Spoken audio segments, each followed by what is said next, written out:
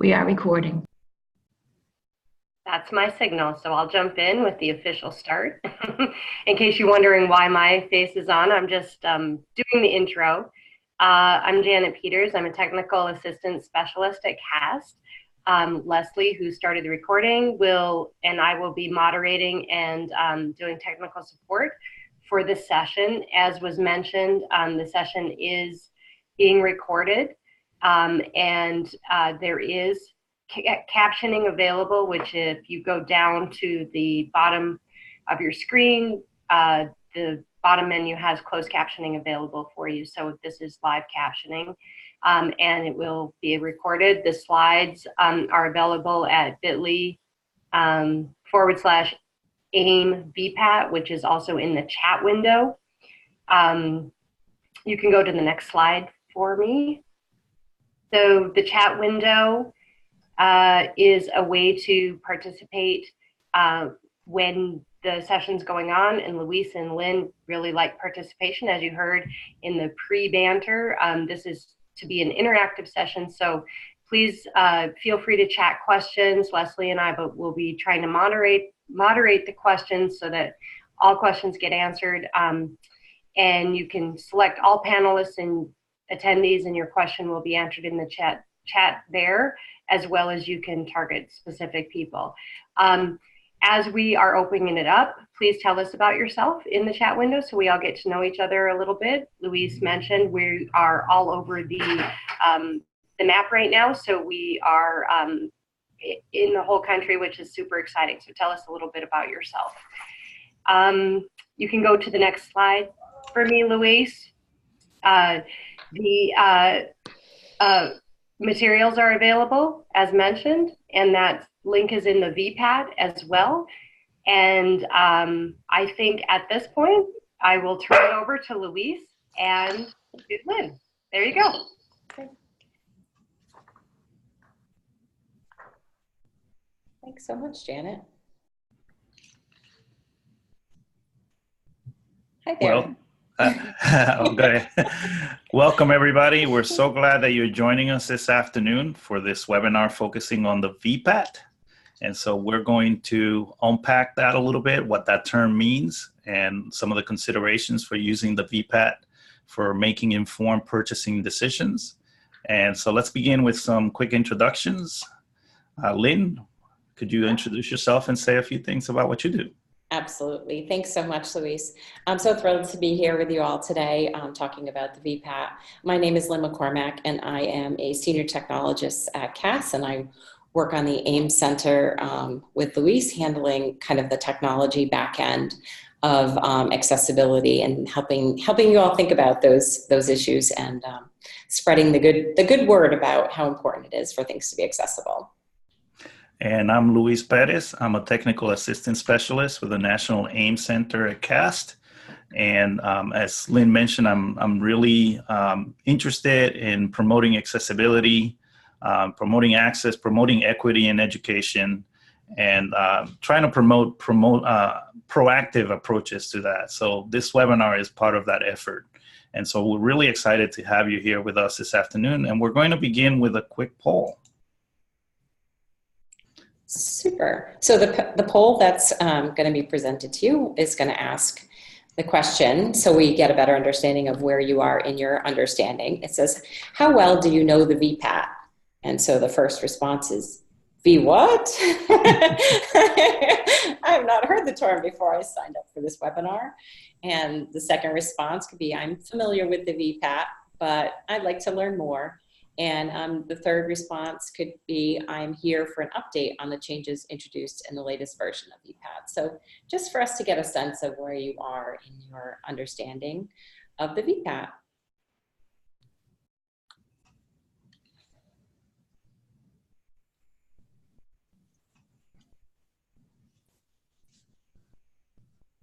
Okay, how are we doing, Leslie?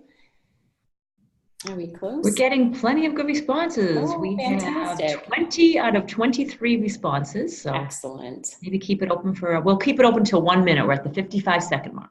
Oh, super. And if you have any comments about this that you want, please do put your comments in the chat.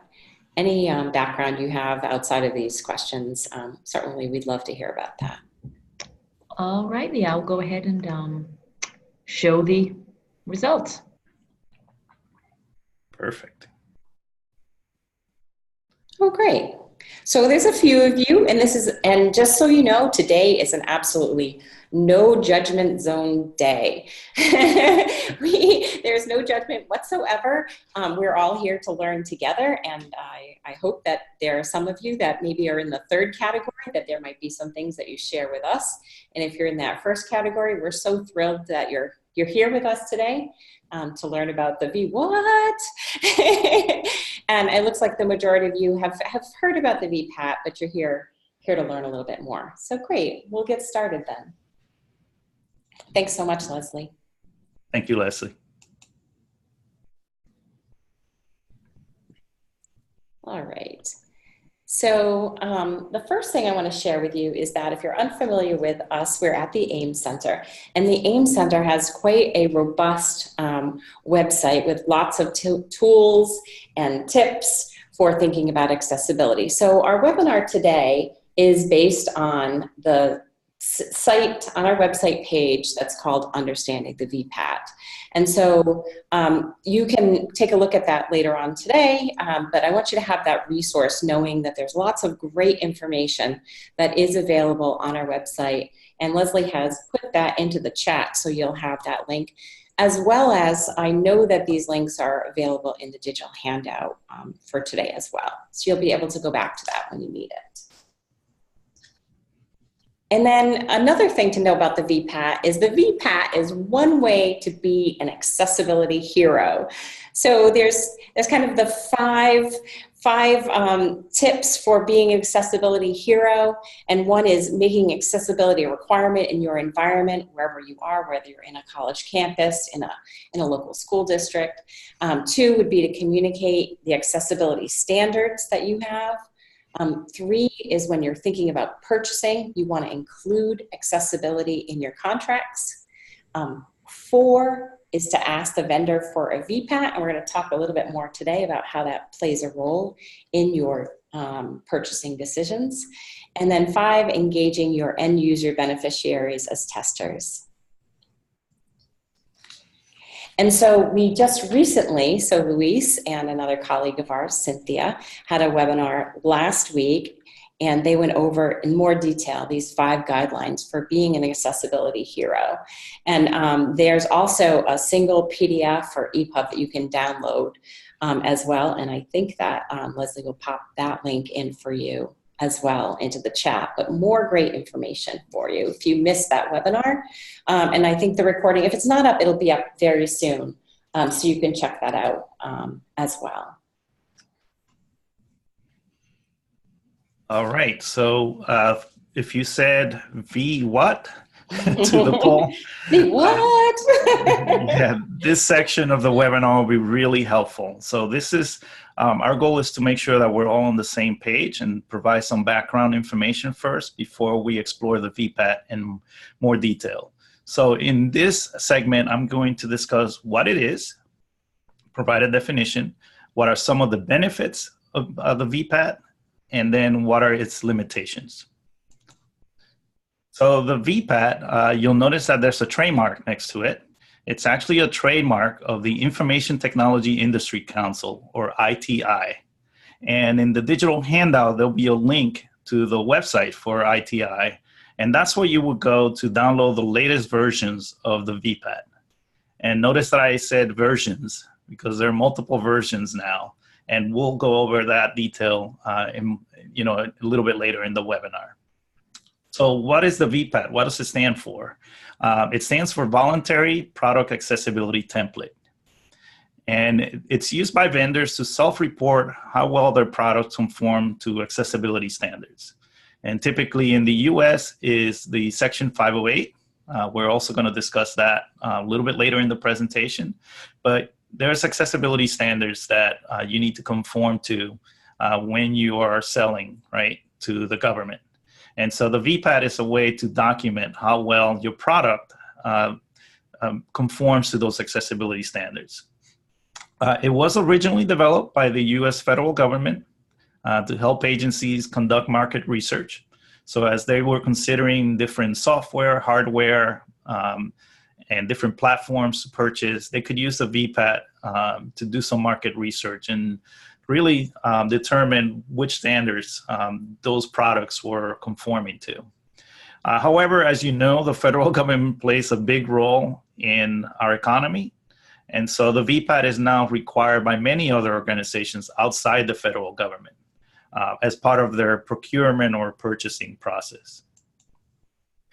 The latest version of the VPAT, so it gets revised every once in a while, and that's in keeping with changes in technology and changes with the environment in which technology is deployed.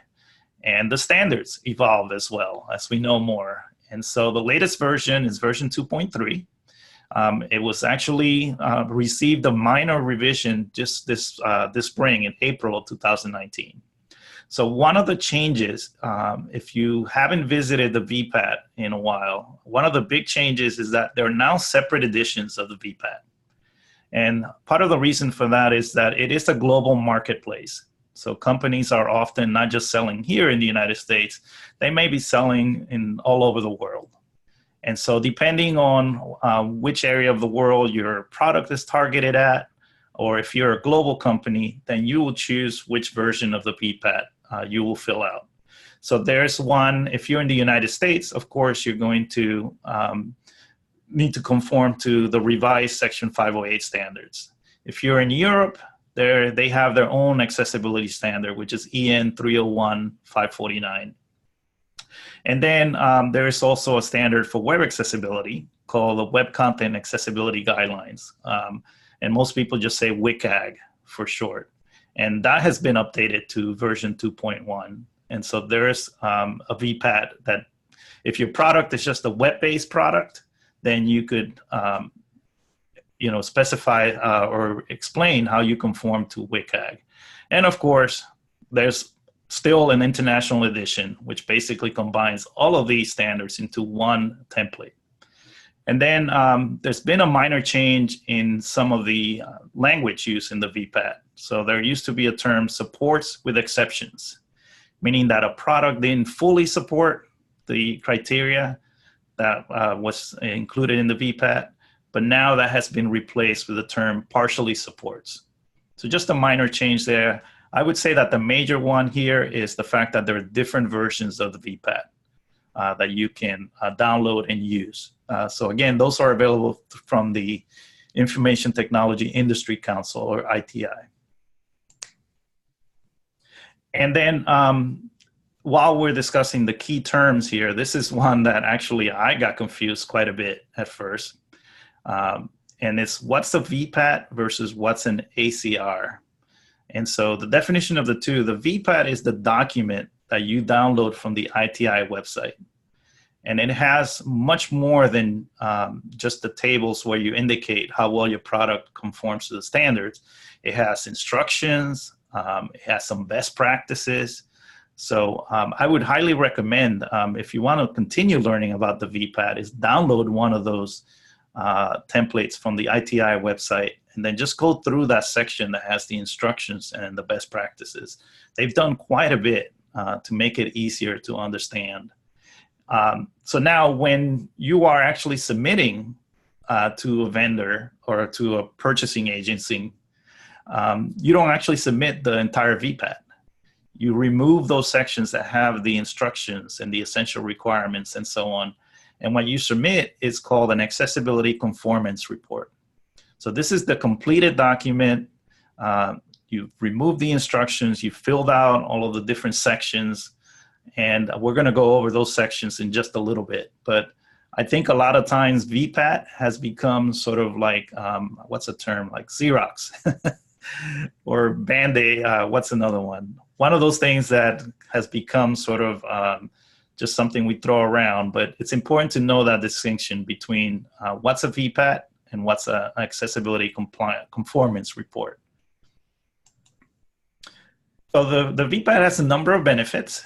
Probably the biggest one is that it provides a standard format. So let's say that you're a purchasing agency, agent, and you need to compare a number of different learning management systems. So you can, one of the things you can do is you can, if they've submitted VPATs and they're up to date, well, then you could use those VPATs to make comparisons across the products and see, for example, if all of the products have support for captioning. Well, you could look at the tables where that's reported and make a more informed comparison. As Lynn just mentioned a second ago, the VPAT is a great entry point for a discussion with vendors. It's just one component of the whole accessibility puzzle, but it gives you a tool that you can sit down with a vendor and discuss specific parts of a product or specific features and how they conform to accessibility standards. And then the VPAT can also play a role in promoting accountability. So if that VPAT is up to date and it's accurate, then later on, if some issues arise with the product, you can go back and you can use the VPAT again to engage in a conversation with the vendor. And then finally, as I mentioned, there's lots of good information in the VPAT instructions and best practices. So it is a tool for education as well and for increasing awareness of standards and best practices. And as with most things in life, it's not perfect. There are some limitations. And so these are some of the major ones. Obviously, the most obvious one is that it is a self-report from the vendor. They're self-reporting, based on their internal testing and so on, how well the product conforms to an accessibility standard. So a lot of times, the accuracy or the thoroughness of the VPAT, a lot of that will depend on who's completing it and how well versed they are in accessibility and the standards. So it does depend a lot on the expertise of the person who's completing the VPAT. This is key. They don't always get updated. And I think Lynn will comment on this a little bit later. So it's really important that you check the date and the version of that VPAT. So as I just mentioned, the latest version is 2.3, and it was recently updated in April 2019. So you want to make sure you're looking at the latest information. And then the other thing is that there's a distinction between technical accessibility and practical accessibility. So technical accessibility is how well you conform to the standards. Practical accessibility refers to the experience the end users will have. And so we need to be aware of both. So the VPAT, as we said, is just one part of the puzzle, one part of the conversation, but it should be supplemented with some usability testing with the people that are actually going to be using that product ideally. So that could be the learners who will be exposed to a learning management system or the people that will be using the hardware or software. So it's really important to keep that in mind, that it needs to be supplemented with some testing as well. And so we thought, the VPAT can be really dry, so we thought we would infuse a little bit of humor into this with a few meme breaks. So on the screen, in case you can't see it, it's a meme from the movie Office Space, and this is the main character's boss, and he would come to his cubicle all the time and ask him to do something, and he would always end with, "That would be great." So basically what this meme says is, if you would use the VPAT as just one source of information about accessibility, yeah, that would be great. It's been a while since I saw the movie, so I can't do the impression. But again, it's just one piece of the puzzle, and it has some benefits to it and some limitations. All right, so I'm going to turn it over to Lynn, and she'll take us through the next segment. Yep, and before we do that, there was one question that Marla put into the chat. And Marla asked, what's the overall thought on using publisher materials such as textbooks, websites, etc., that are rated with exceptions? So I want to just reiterate what Luis had said, is that the VPAT is one piece of information that you want to consider when thinking about the overall accessibility of those textbooks, websites, etc. And so I don't think that I could state as a rule that if there was an exception that I would throw that out. Nor do I necessarily could say that if somebody had everything perfect on their VPAT that I would say that it would be wonderful. So this is just one piece of this. And certainly when you think about the with exceptions, and I can think of a specific example of a with exception, and one of the examples that we're going to look at later. And in that case, there was an exception on it, and it said this is related to a specific bug. And there was a bug code, so that was in the system. So thinking about working with your vendors, if there are things that don't meet your needs, maybe right now, thinking about their bug tracking, that there might be things, it's great that they're upfront, and then thinking about how long will it take for them to fix this, how big is this in the overall picture of the things that I need for my students and my learners to be able to use this successfully. So, and just remember, supports with exceptions is now partially supports. So as Lynn said too, and we'll talk about this a little bit more in just a second, but if they just say partially supports, but there's no explanation, that should be a red flag. Like there should be some sort of explanation. As Lynn said, it could be a bug report. It could be, an explanation that maybe it doesn't do it now, but we plan to fix this, and here's when we plan to have it fixed. So there should be an explanation if you see that kind of, criterion reported that way, I would say. Yeah, and it could be, another example could be that the tool itself doesn't support it, but if you use this add-on, this additional tool would be able to provide you with that, whatever that access might be. So, all right, so let's talk about what's included in a VPAT. Oh, and I just want to make one more comment about that. So there was a time, so Luis and I have been doing this for a while, and there was a time where if a company or a product had a VPAT, we would just jump up and down because we were like, yes, they've thought about accessibility. So we've come a long way from those days, but still, the fact that they have a VPAT, there are still some very new organizations where you might not find a VPAT at all. And that doesn't mean that those aren't accessible, because there are so many considerations. But let's talk about what's included in the VPAT. So the components in the VPAT is it starts off with a product description and contact information for that specific product. And the next part is the evaluation methods used. So what did they use to actually evaluate this product? The third section are what standards and guidelines that are applicable to this specific product. The fourth section is talking, it's normally a large table of each of the specifics, and then their comments of the supports with exception or now. Partially supports. Partially supports. And then the last part is the legal disclaimer, and we're going to look at some examples of each of these different components. All right, so let's get started. So when you think about the basic information about the product, and that would be the first section of the VPAT, let's just noodle over this and think about what things might we find in that first part. So go ahead and use the chat, everyone. Just make sure that you've selected all panelists and attendees. Make sure that everybody can see your message. Yeah. And we'll give you a second to noodle over that. I love that term.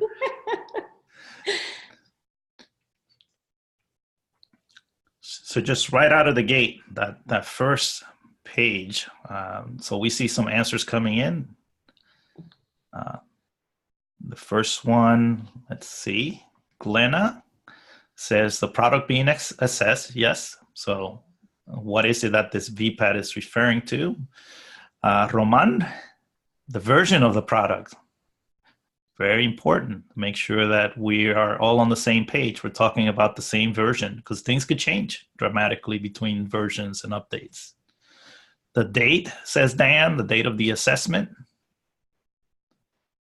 And Maria says the purpose of the product, who we can contact with questions. Very good. We'll give you another 30 seconds or so. Glenna just put in another response here, how it was reviewed. These are all great answers. Really appreciate your contributions. Michelle says the name and possibly the position and organization of the reviewer.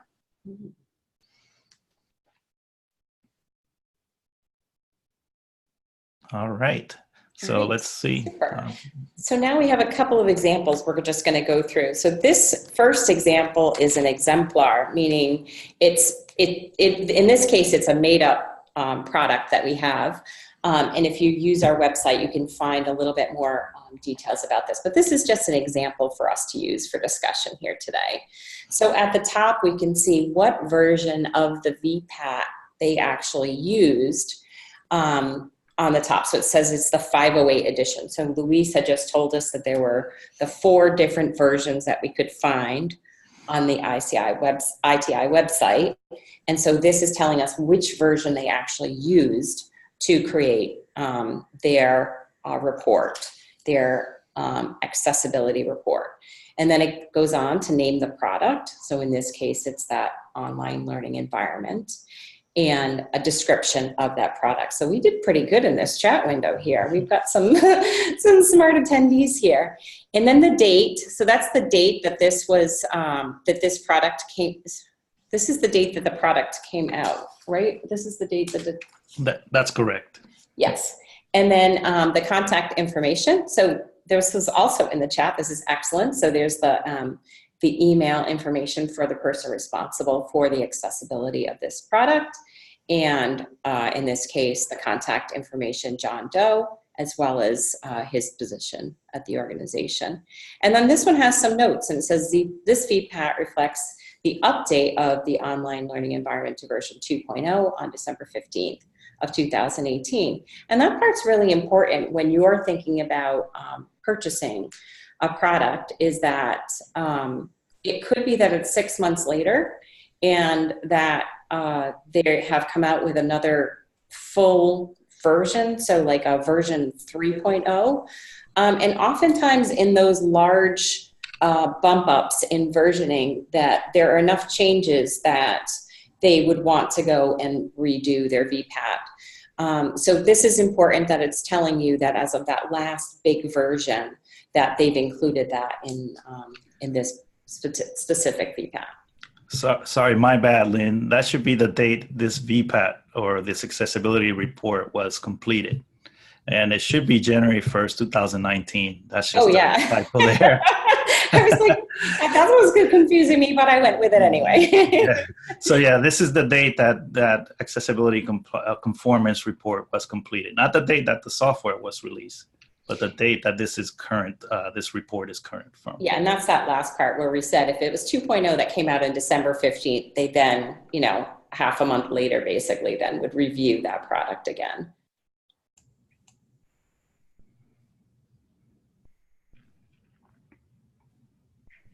All right, great. So this next example, I took a live example, and remember, we're in a no judgment zone, and we don't want to pick on any particular organization, and this happens to be a fairly good example for some of the pieces that we wanted to talk about, as well as Luis and I thought it would be good to see an actual VPAT, or in this case, a subset of a specific VPAT. So as we said, sometimes they'll be using older VPAT versions. So this one is from October 2017. So if they're using an older version of a VPAT, does that mean the product is not accessible? No, that wouldn't necessarily mean that, right? And again, no judgment zone. It could be that was the one that they used at the time, and they've given you all the applicable information that they can in a different way. So in this case, they're using an older version of the VPAT. And then it tells you that they're doing a 9.2.x, and we talked a little bit about that. So you want to make sure that the version that they're using is a version close to the version that you're thinking about purchasing. The third part here where it says product description, I wanted to bring this up because oftentimes you might be purchasing an LMS, perhaps. I'm just going to use this as an example. And you're thinking about your learners, your students. And what you might forget is that there is another application that's used for the administrators, and the administrator side might not be accessible. So you want to make sure, and in this case, there's a mobile app as well as an application. So you want to make sure that all the different parts have the accessibility that you're looking for, and that they have that information in the VPAT. So not just a single piece. So that was the other point that I wanted to make here. And this also, there were some notes right at the top on this one about some exceptions that they had to this product as well. But this was a good example, I felt. And if you're, I don't know if I'm doing it on, I think that's the only one that I have on Oracle. I actually, one of the folks that belongs to the accessibility group here in the Boston area is the person who writes the VPATs for Oracle. So if you want to see a variety of VPATs, you can look at Oracle, because I think they have over 400 different VPATs on their website. So we'll go to the next example.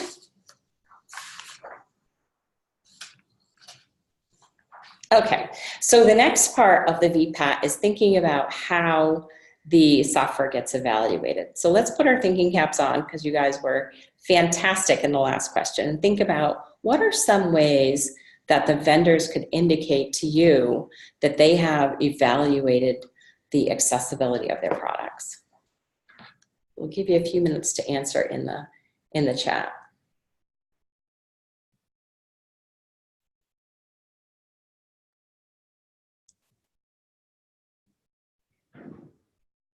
Oh, and thanks, Leslie, for putting that in. There's a link to the accessibility templates at Oracle. All right, so what things could they do? I see Crystal got us going here. She says what devices or programs they use. Glenna says what AT, what assistive technology was used for the testing. Great. Keep those answers coming. You've all been so awesome in the chat. We really, really like that. Great interaction.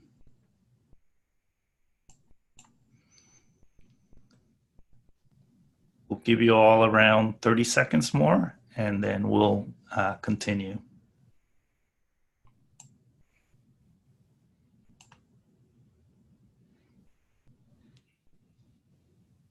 All right. Looks like those are the two answers we have so far.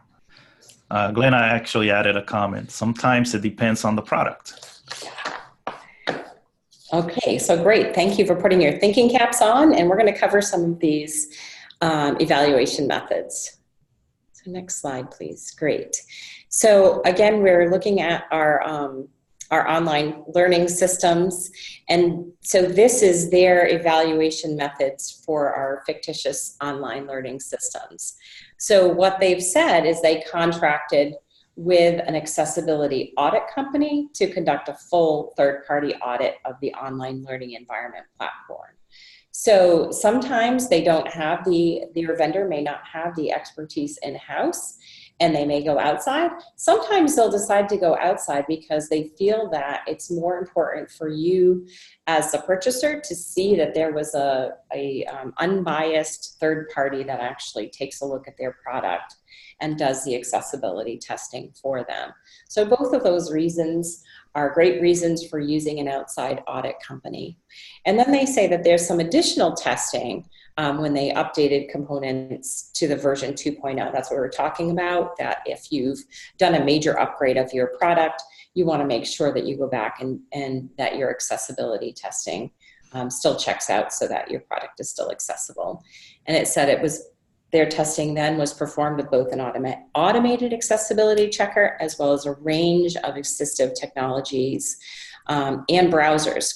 So oftentimes it's the combination of the AT and the browser, and that combination then works best for specific users. So looking at different combinations of those things is important in the testing process. So in their case, they used JAWS and Internet Explorer. They use NVDA and Firefox, and then they used VoiceOver with Safari, and they also did keyboard-only testing. So this was the additional testing that they did when they did their upgrade to version 2.0. Oh, and one of the things I did, I'm going to cover these. Can you just go back for 1 second? One of the things I did want to, a point I wanted to make here is in the case of a product such as an online learning environment or an LMS, there's kind of two different things to be thinking about for accessibility. So one is my LMS accessible? So can students, learners use the environment to get to the materials that they need? But not covered in this is also the content piece, which we don't have listed specifically and is not specific to the VPAT itself, but is really important to think about as your overall sort of comprehensive plan for making sure that your systems are accessible. So even though the online learning environment itself is accessible content, so it could be that you purchase packages of information that you then put into your LMS, or you develop those yourself and perhaps don't have all the audit checking you need. But think about those two pieces and making sure that you have a comprehensive solution for your learners to make sure that their content is accessible. Okay, sorry, that was the point I wanted to make. And this is pieces of another exemplar and what they did to actually test. And I really like the detail that's here, although there's enough acronyms on this page that I think it could be a little overwhelming. But they're all explained here for you.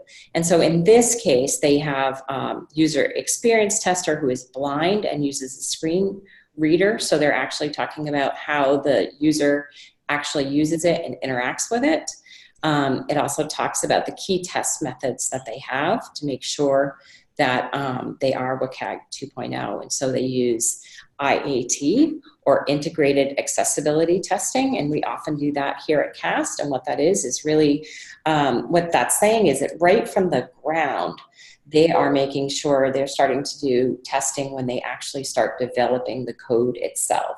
So those tests are built right in. And that's, if they're doing that, you can feel confident that that is baked into kind of the core of those organizations if they're doing integrated accessibility testing at that point.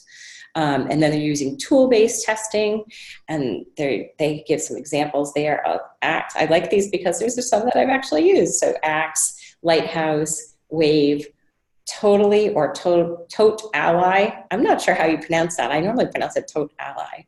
HTML Code Sniffer, and others. And then they are doing color, CCT, or color contrast testing.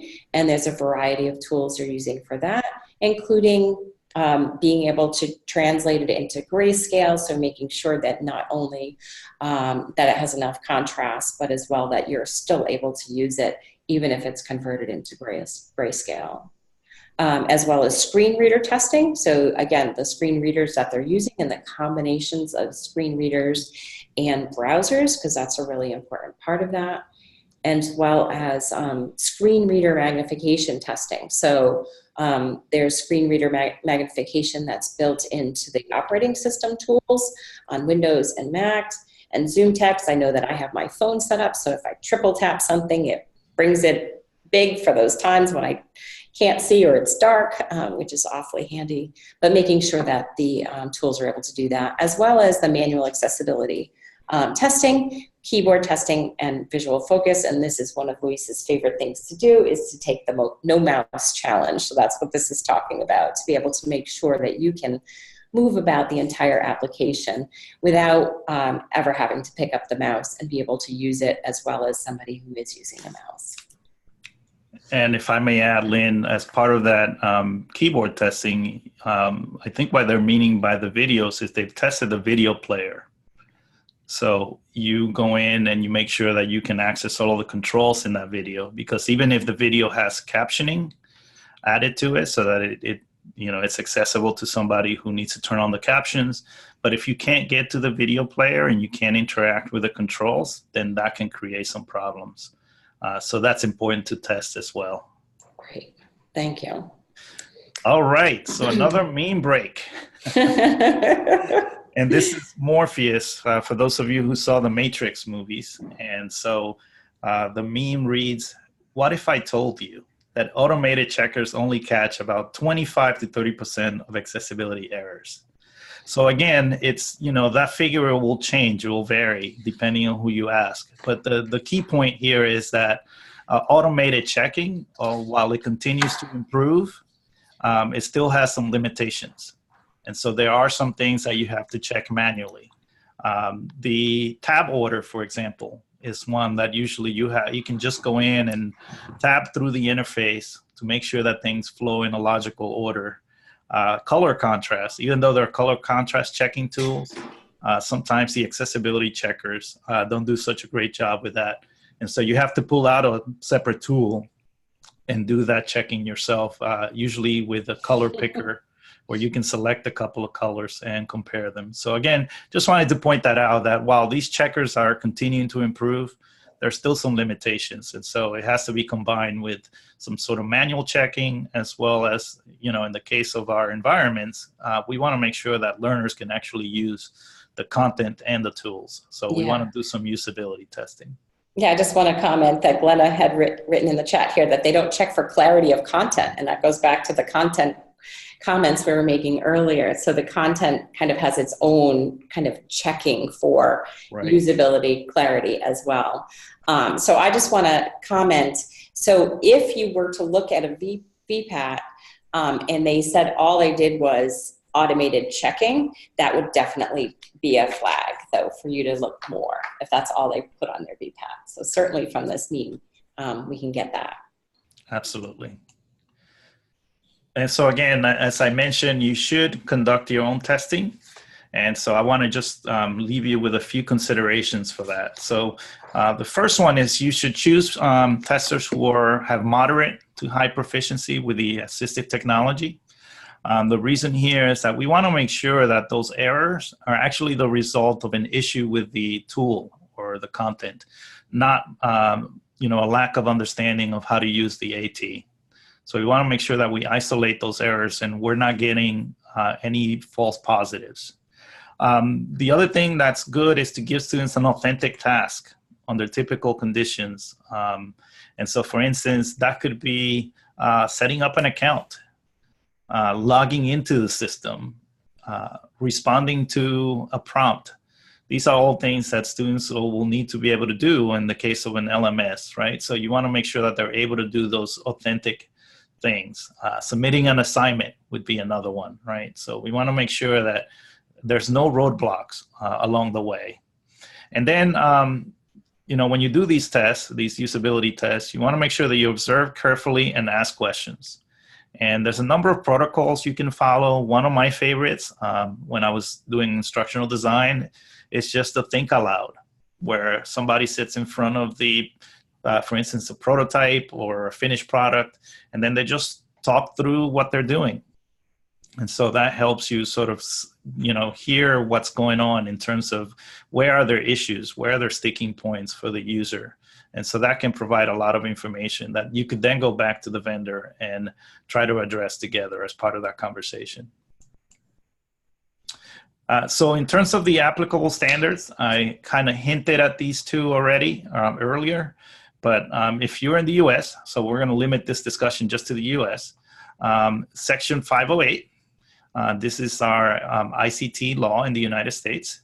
And so it requires federal agencies to develop, procure, maintain, and use information and communication technology, or ICT for short, that is accessible to people with disabilities. And that typically applies to any agency or organization that receives federal funding. And we just dropped a link in the chat that points you to Section 508.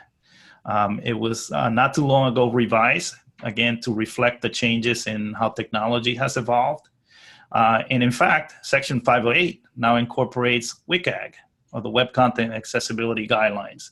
And so WCAG is more of an international standard created by the World Wide Web Consortium. And then countries kind of adapt that to their local environments, right? And so Section 508 now incorporates WCAG by reference. Section 508 generally corresponds to WCAG 2.0, even though there is a new version of WCAG, which is 2.1. We just got done updating Section 508. So it may be a little bit of time before WCAG 2.1 is incorporated into it. The nice thing is that 2.1 is backward compatible.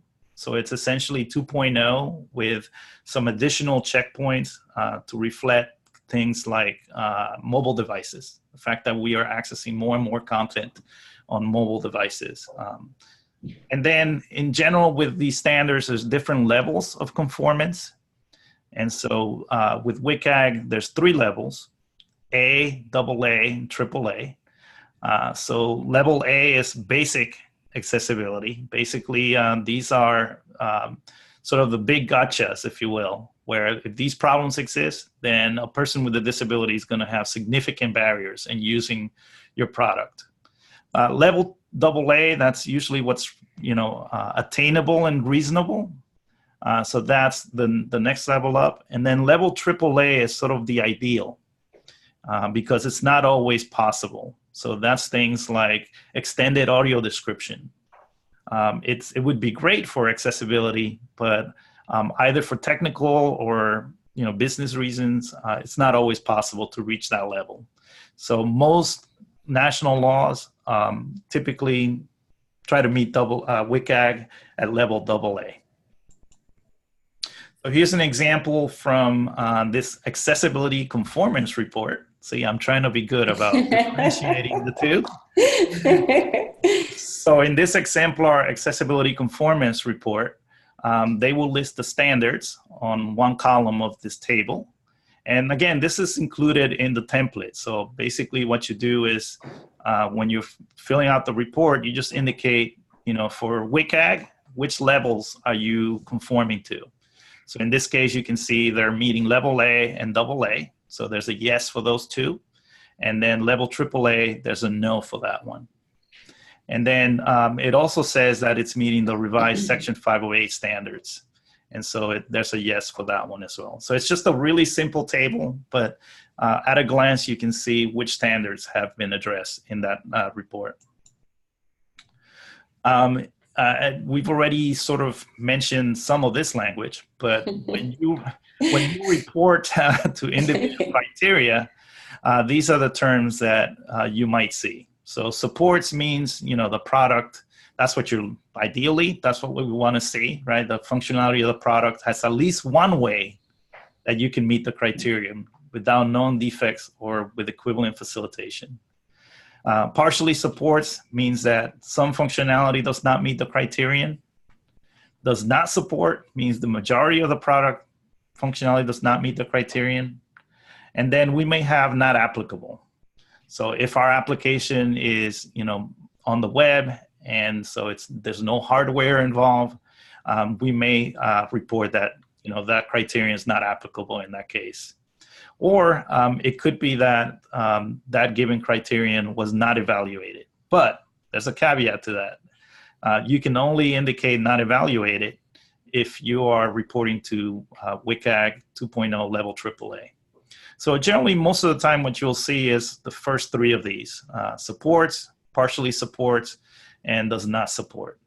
And if you see something like partially supports, as I mentioned earlier, there probably should be some explanation that indicates, well, what does it support and what doesn't it support, right? So that it's pretty clear to you. So there should be some explanation. In fact, we have a meme about that. So on the screen, there's a little puppy. You can't go wrong with puppies and babies. You can't. I love puppies. So this is a puppy. I don't know my dog breeds too much, but the puppy has a sad face on it. And then it says, "It makes me sad when the VPAT has no remarks and explanations." Yeah, I think you're right. This is a beagle puppy. So again, if it says partially supports, then there should be some explanation of, either this is why something's not supported, or maybe there are some cases where it's supported with, additional accommodations or additional tools. So that should be explained. But for me, a big red flag is if those remarks and explanations are either all empty or they're using boilerplate language. And essentially they're copied and pasted. You've probably seen some of those, right, Lynn? Where it just says the same thing, field after field. Then that means to me as a reviewer, well, you didn't really consider each of these in great detail. So here's an example, and again, this is just one criterion, right? So typically you'll have these 3 columns. On the leftmost column, you'll indicate which checkpoint or guideline you're meeting. So in this case, it would be WCAG. It would be 1.3.2, which is meaningful sequence. And then it indicates that you're meeting it at level A. So this is a level A criterion. And then the conformance level, you might say supports, partially supports. In this case, the answer that they provided is supports.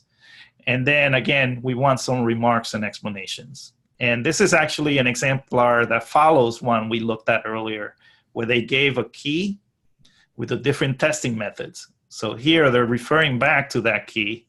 And so SRT here stands for screen reader testing. And so then based on screen reader testing, that's what these comments are based on. And so it says the content of the LMS is created such as to be understood by assistive technologies and to be presented in different ways. And then here are some of the features that we have. We have headings and ARIA landmarks that are used to help convey relationships between the content. And then pages are linear and then can be read clearly if you remove the style sheets. So essentially, the style sheets can basically change the code underneath. The order that in the code may not necessarily reflect the visual order. And so this says basically when we remove the style sheets, that order still makes sense.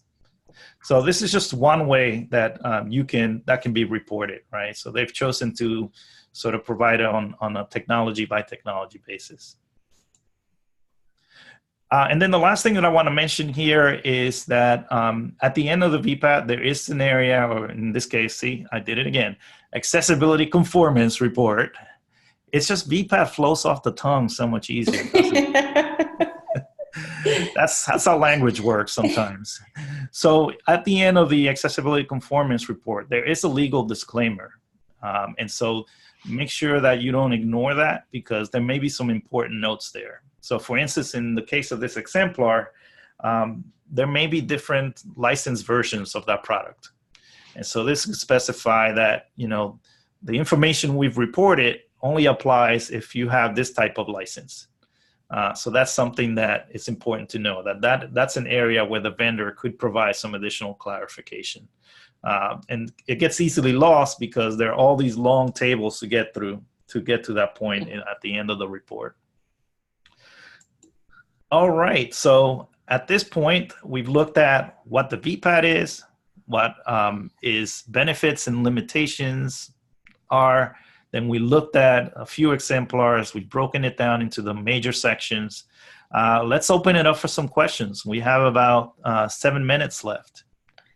So it looks like one came in already. Yeah.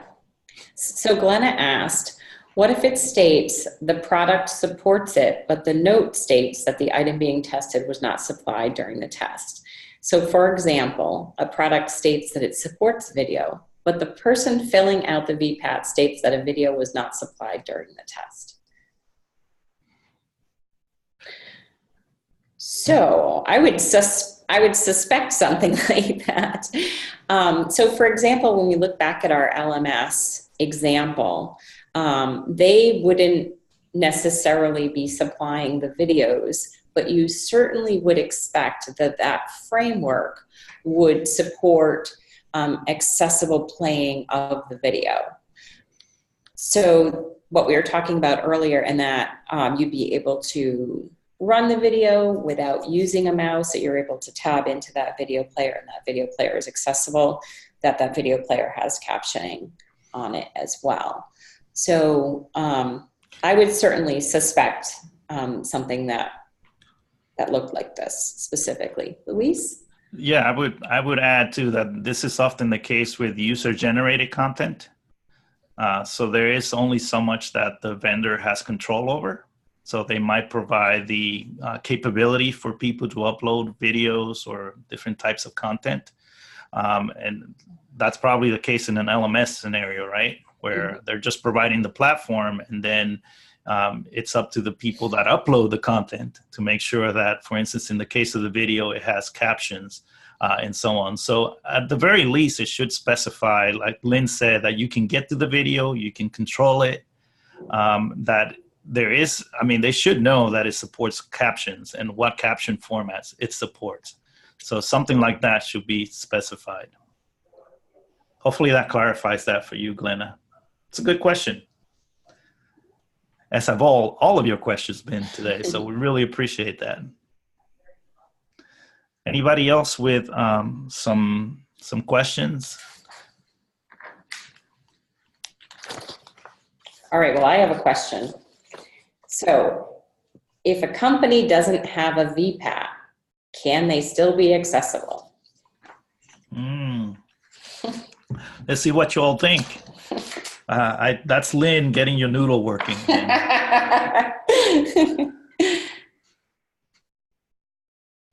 So Dan says, sure. Anybody else? And again, Lynn mentioned at the beginning, this is a judgment-free zone. So Mary Lou says yes. Janice says yes. So we have quite a few yeses coming in.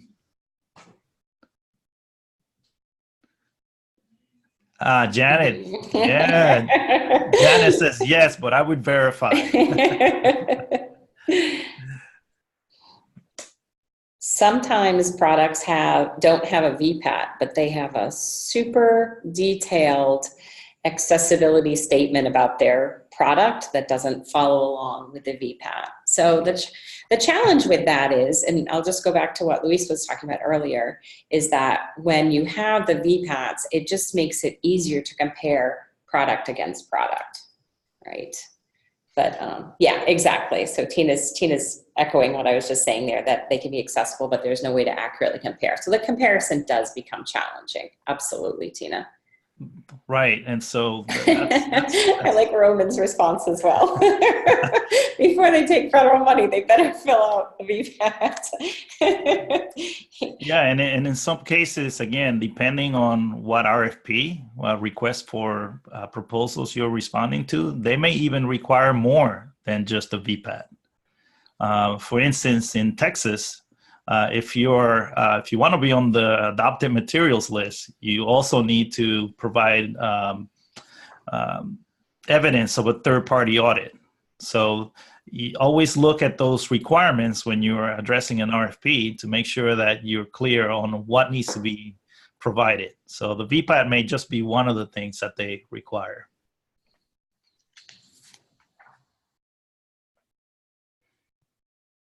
Do you recommend, so there's a question from Glenna. Do you recommend a conformance and remediation form to explain when the gap will be addressed? I would say that that's helpful in terms of continuing that conversation with the vendor and just making sure that they're following through on it. And generally that will be sometimes in the accessibility statement.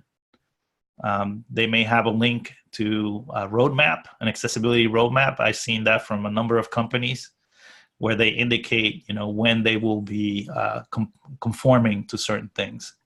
So, yeah, and if it's something that you need for your learners, I would certainly have it written right into the contract that said that this particular feature or this gap will be addressed before some date.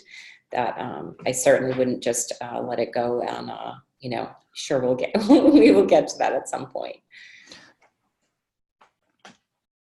And Janice asks for a roadmap, or the question is, ask for a roadmap if ACR has partially supports. Yeah, you could.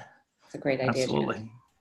And just wanted to let you all know, we also recently posted a resource on the AIM Center website that has some really detailed procurement language and some recommendations for how vendors can report accessibility as well. So if you do a search for procurement language, it should be one of the first options that pops up on our website. So our website has a really comprehensive search feature that you can use. Super. All right, so Thanks. we are right at 3 p.m. I will just leave it open for one last question, and then we will wrap up. Let's see if anybody has one last burning question that you just can't hold inside of you on the VPAT. Even if you can't get it into the chat window, feel free to contact us. aim@cast.org. We're always here to help and move all of us along in the same direction towards accessibility and addressing the needs of all of our learners. Yep, there's a variety of ways you can contact us. You can also follow us on a number of social media channels, including Facebook and Twitter. We're at AEM_center on Twitter, or at AEM Center if you're using Facebook. And Leslie just dropped not only that procurement language resource into the chat that I just mentioned, but also all of our contact information.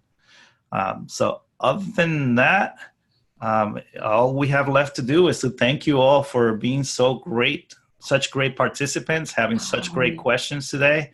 And then you should see a webinar survey coming through the chat. We really appreciate your feedback because it helps us improve these webinars and make them as responsive as we can to your needs. So any last thoughts, Lynn? And I just wanted to say thank you to Donna, our captioner today. Thank you so much for being able to provide that service. It's so valuable to our users. Absolutely. I would second, triple, quadruple that. Really appreciate your support, Donna, and the captioning that you've provided.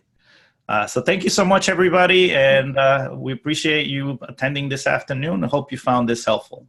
Take care, everybody. Thanks, everyone. You'll be receiving an email in about a week with the link to the webinar recording.